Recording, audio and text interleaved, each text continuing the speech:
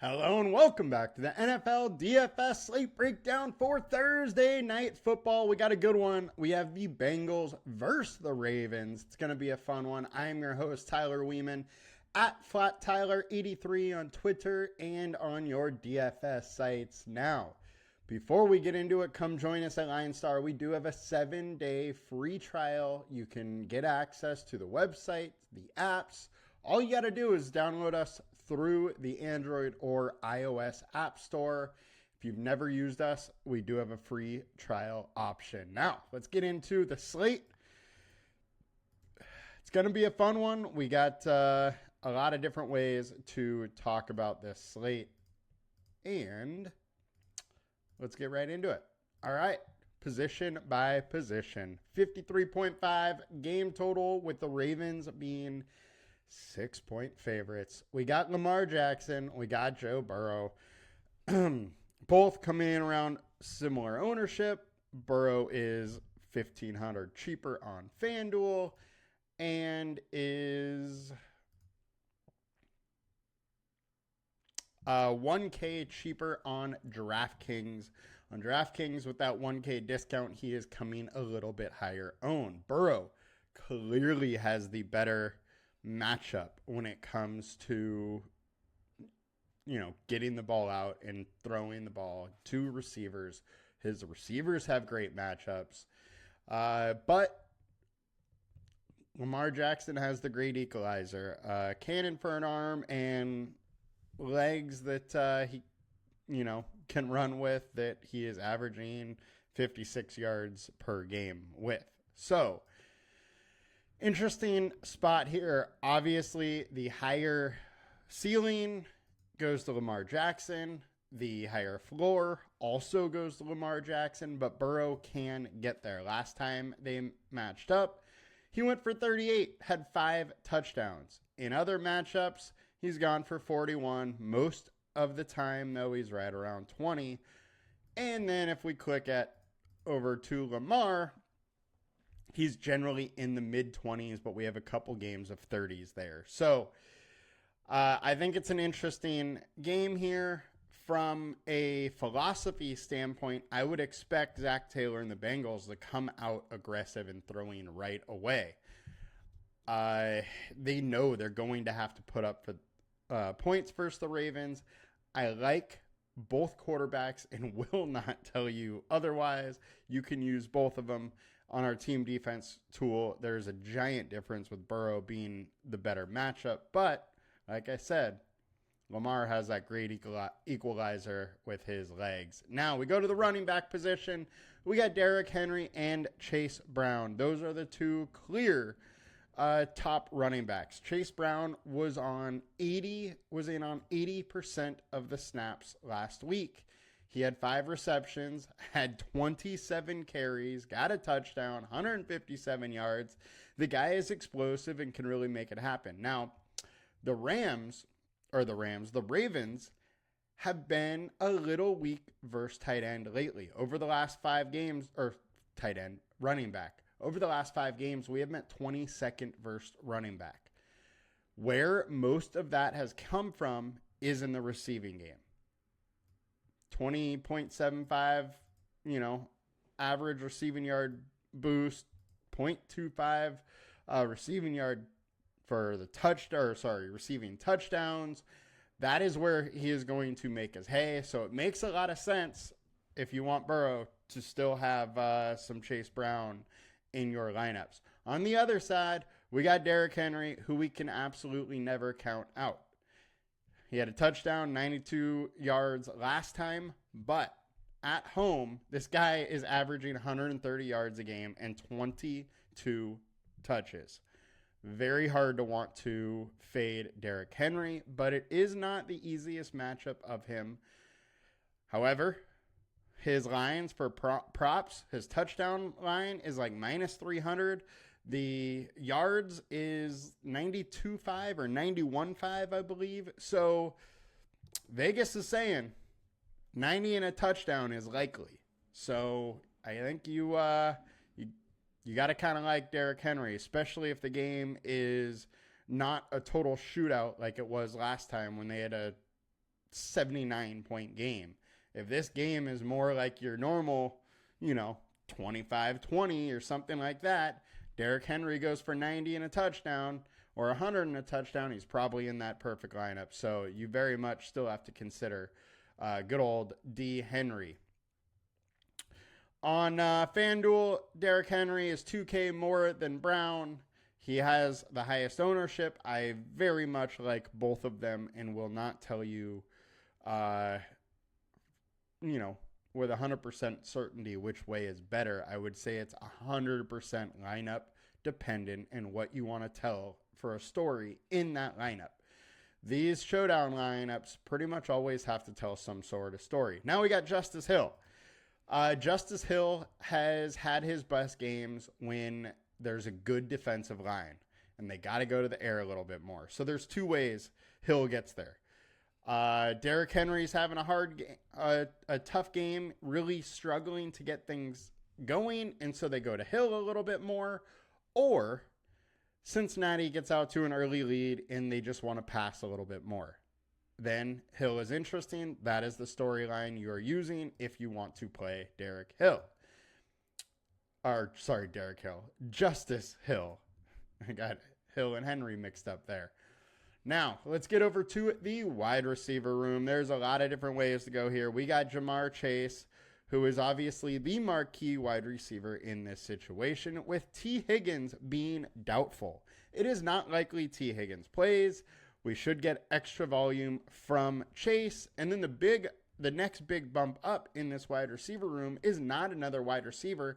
It's likely Mike Gesicki, because of Higgins out. Gesicki has got a boost in snaps and target share, all of that. So very much interested in Chase. The wide receivers have gone off against Baltimore. We have him 29th versus wide receiver 1. We have 22nd versus wide receiver 2 for Baltimore. And then we have him 25th versus wide receiver 3. All of them are very interesting. On the Ravens side, Bengals 13th versus wide receiver 1. They're 27th versus wide receiver 2. And 11th versus wide receiver 3. Now, the interesting thing here with these Baltimore Ravens wide receiver core is we do not know how much work Diontae Johnson is going to get. He was traded there last week. He's had a week or so to figure out this offense. He played 30% of the snaps in week 9. Didn't do anything. I'm sure he's going to get up to 45, 50%, but they have said that the plan is to ease him into the game. He has one game under his belt, though. We're not totally sure what's going to happen. DeAndre Hopkins, in his second game, got targeted a ton, but they don't have a Zay Flowers. The Chiefs don't have Zay Flowers there. So I think Diontae is probably going to get some targets, going to get some love. At 4,800, you probably need to consider him, but it's really in the air how much he plays. Do with that information what you will. That's my take. At this point, I'm not really too sure which way I'm going to go on Diontae Johnson, but 4,800 for his ability is too cheap. Zay Flowers in a great spot. Jamar Chase, absolute smash spot, but I think you do need to consider Andre Yosevas, Trenton Irwin. Both of them are going to get some play. Irwin only targeted once last week, targeted once the week before. Yosevas targeted 4 times, but he has had some other games when Higgins has been out that he's got targeted a decent amount. I think Yosevas is definitely interesting. Irwin is more of just your punt play. Now, lastly, we got to talk about Rashad Bateman. He's been the wide receiver 2 all year long. Now, is he still coming into this game, or is that going to be Diontae Johnson? I think it's up in the air. We're not totally sure what's going to go there. Bateman still may run out wide. Diontae could be in the slot. He gets open quick, so it would make some sense for Diontae to take a lot of the snaps there. But Bateman for sure is going to have his targets. He's going to have less targets moving forward. Does that happen this game or not is the big question. Bateman has pretty much always been a big player bust guy, and I think we're right there again. Moving on to FanDuel, Chase is priced where he should be, whereas Zay is probably where he should as well. Deontay Johnson over here, though, is only 11K. So he is priced up where DraftKings has him priced down. On FanDuel, it makes a lot more sense to try and figure out what you want to do with Deontay. Do you want to pay up to get different with him? It could work out. It worked out for DeAndre Hopkins last week. Can it work, or last game, can it work in this situation? It maybe could, but pay attention to news. Try and figure out how much he's going to play. Now, moving over to tight end. Interesting spot here is for the Baltimore Ravens. Isaiah Likely has missed practice all week. I think you got to look at him as doubtful at this point, just because we are really not sure if he is going to play or if he is not going to play. If he is not playing, Mark Andrews likely gets some more targets his way, as does Deontay Johnson, Zay Flowers, all of that. Definitely interested in Mark Andrews.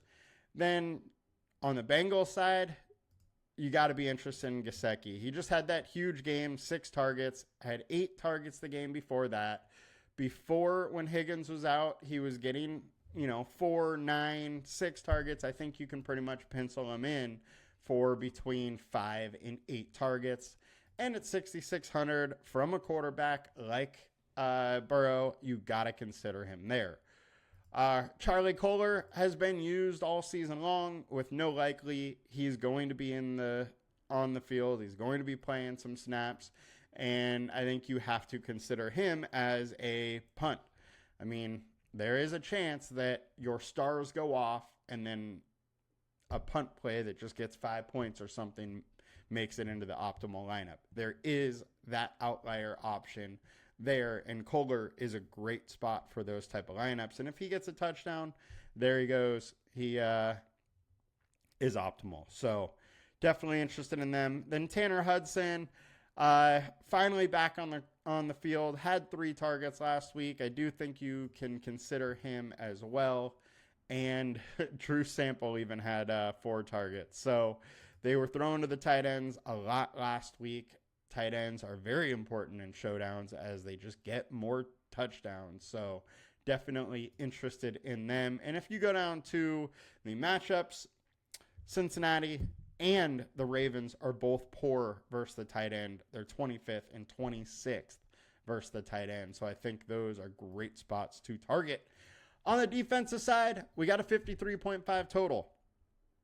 It's not likely that a defense is optimal. However, a pick 6 in a game that there's likely a lot of throwing is a little more likely. That is the way that one of these defenses becomes optimal. That or the Ravens just pounce all over the Bengals and it's a total blowout at home. I don't think that's very likely. I think the way these defenses come and be optimal is from a pick 6. Either D can do it. It's just never likely to have a defense touchdown. Kicker-wise, both kickers have an insane leg, are absolutely in play, and especially in a game with a 53.5 total, there's going to be a lot of offense. They're going to be moving the ball a ton. What happens if this game is more in the 40s than the 50s? Likely what has happened is there's been field goals instead of touchdowns, but there's still been offense. Both teams still been moving the ball a ton, just struggling a little bit when they get to the opponent's side of the field. So both kickers absolutely in play. That will do it for us today. I think this Thursday night game is going to be a fun one. Good luck. Remember to make a story with your lineups, how you think the game was going to play out. And then good luck. Hope you guys win. Let's go. I'll see you next time. Peace.